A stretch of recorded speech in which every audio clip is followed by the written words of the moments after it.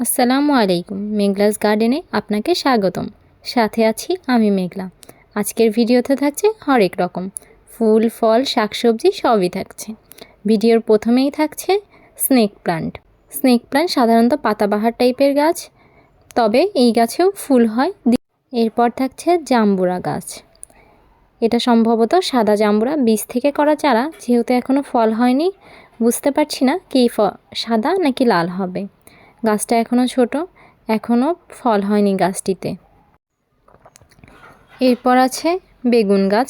এটা গোল বেগুনের একটি গাছ, এখনও ফল আসা শুরু করেনি। এরপর আছে নয়নতারা। নয়নতারার অনেক ঔষধি গুণাগুণ রয়েছে, এরপরের ভিডিওতে সেটা জানিয়ে দেব। এরপরে আছে দোপাটি ফুল। অতিরিক্ত গরমে গাছগুলো নষ্ট হয়ে যাচ্ছে। এরপরে আছে শিউলি ফুল। গাছটার বয়স প্রায় 1 বছরের কাছাকাছি, তবে গাছটা বেশি একটা বাড়েনি, গ্রোথ ভালো হয়নি। এরপরে আছে একটা মেরুন কালারের কাঠগোলাপ। এবছর গাছটিতে এখনও ফুল আসেনি, তবে সামনে ফুল আসার সম্ভাবনা রয়েছে। এটি একটি পাতাবাহার গাছ। রাস্তার 2 সাইড দিয়ে পাতাবাহার গাছ লাগিয়ে দিলে দেখতে বেশ সুন্দর হয়।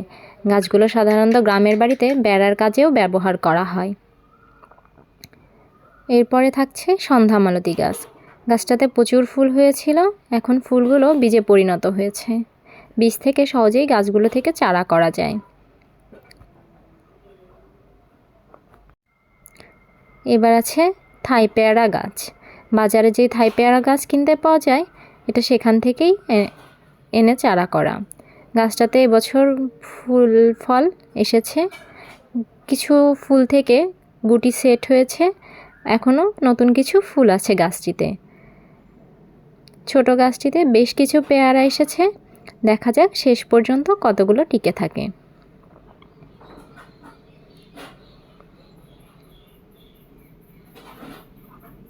এরপরে আছে লেবু গাছ।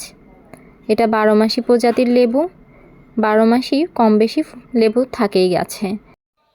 গাছে লেবু থাকতেই আবার দেখা যায় ফুল এসেছে, তাই ছোট বড় বেশ কিছু লেবু গাছে সারা বছর থাকেই। একদিকে লেবু বড় হচ্ছে, আর একদিকে নতুন করে ফুল থেকে ছোট ছোট লেবু বের হয়েছে।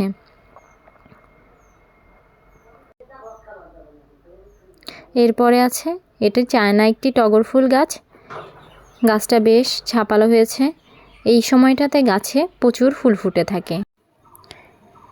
এই গাছের কাটিং মাটিতে পুঁতে দিলে সহজেই সেটা থেকে চারা হয়ে যায়। খুব বেশি যত্নের প্রয়োজন হয় না, জৈব সারযুক্ত মাটিতে লাগালেই সহজেই গাছগুলো বেড়ে উঠতে পারে। নিয়মিত পানি দিলেই হবে। এরপরে আছে অ্যালোভেরা গাছ। অ্যালোভেরা রূপচর্চা কিংবা চুলচর্চায় ব্যবহৃত হয়ে থাকে। অ্যালোভেরার নানা ঔষধি গুণাগুণ রয়েছে। অ্যালোভেরার শরবতও খাওয়া হয়। গাছের চারিপাশ দিয়ে বেশ কিছু চারা গজিয়েছে। এরপরে আছে থাই পাতা। থাই পাতা সাধারণত স্যুপ রান্নায় ব্যবহৃত হয়ে থাকে। এর সুন্দর একটি গন্ধ রয়েছে।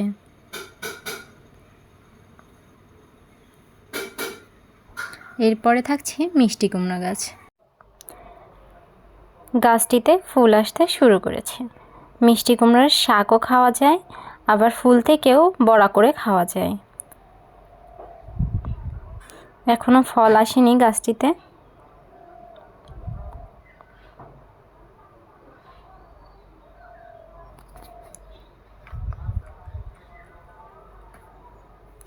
এরপরে আছে পেঁপে গাছ। এগুলো দেশি পেঁপে গাছ, বীজ থেকে চারা হয়েছে। গাছগুলো আরেকটু বড় হলে অন্যত্র প্রতিস্থাপন করে দিব। এখন বৃষ্টির অপেক্ষায় আছে, যেহেতু এখন রোদের তাপ অনেক বেশি, মাটিতে রস নেই, তাই গাছগুলো উঠালে মরে যাওয়ার সম্ভাবনা আছে। এরপরে আছে বেগুন গাছ। এটা লম্বা জাতের একটি বেগুন। গাছগুলোতে ফল আসতে শুরু করেছে, বেশ কিছু ফলও আছে।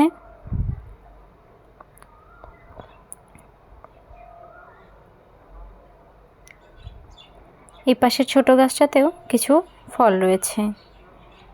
একটা বেগুন পাকানো হয়েছে বীজ তৈরি করার জন্য।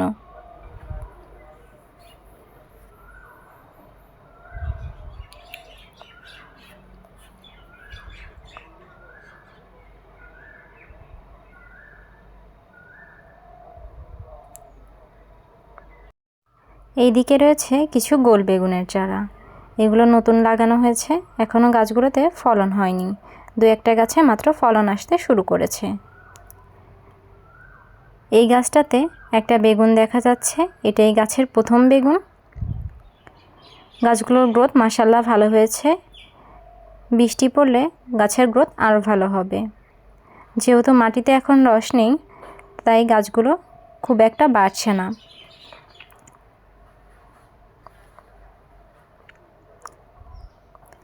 এখানে যা দেখা যাচ্ছে সবগুলোই গোল বেগুনের চারা। বাড়িতে অল্প কিছু বেগুন গাছ লাগিয়ে সারা বছরই বেগুনের চাহিদা মেটানো সম্ভব। এবার আছে মরিচ গাছ।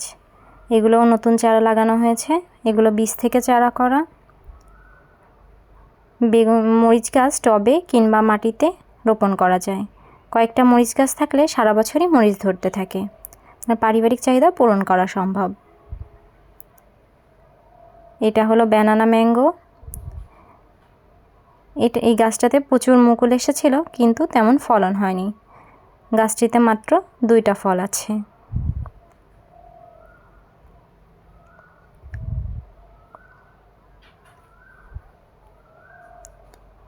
এগুলো দেখতে পাচ্ছেন আম্রপালি আম। এই গাছটাতে বেশ কিছু আম রয়েছে, তবে বৃষ্টি নেই জন্য আমগুলো তেমন বাড়ছে না। অতি তাপের কারণে অনেক গুটি ঝরে যাচ্ছে। এই গাছটাতে এখনও বেশ ভালোই আম রয়েছে, দেখা যাক পাকা পর্যন্ত কতগুলো থাকে। আম্রপালি আম খুবই রসালো, সুস্বাদু এবং মিষ্টি হয়। এটা উন্নত জাতের একটা প্রজাতি। ভিডিওতে আছে লাল শরীফা গাছ। শরীফা ফল খেতে খুবই সুস্বাদু। লাল শরীফাটি সবুজ শরীফা থেকে অনেক বেশি মিষ্টি হয়ে থাকে। এটাও বীজ থেকে করা একটি চারা। গাছের গ্রোথ মাশাআল্লাহ ভালো। এবার আছে খারকচু। এটাকে বিভিন্ন অঞ্চলে বিভিন্ন নামে ডেকে থাকে। খারকচুর ভর্তা খুবই মজা। বছরের এই সময়টাতে মাটিতে আপনা আপনি এই গাছ হয়ে থাকে। এরপরে রয়েছে কাঁঠাল। এই গাছটাতেও বেশ কিছু কাঁঠাল রয়েছে। কাঁচা কাঁঠাল এঁচড় হিসেবে রান্না করে খাওয়া যায়, আবার পাকা কাঁঠালও খেতে সুস্বাদু। আজকের ভিডিওতে থাকছে এই পর্যন্তই। ভালো লাগলে লাইক, কমেন্ট, শেয়ার করে পাশে থাকবেন। সাবস্ক্রাইব করতে ভুলবেন না। সবাই সুস্থ থাকবেন, ভালো থাকবেন, দোয়া করবেন। আল্লাহ হাফেজ।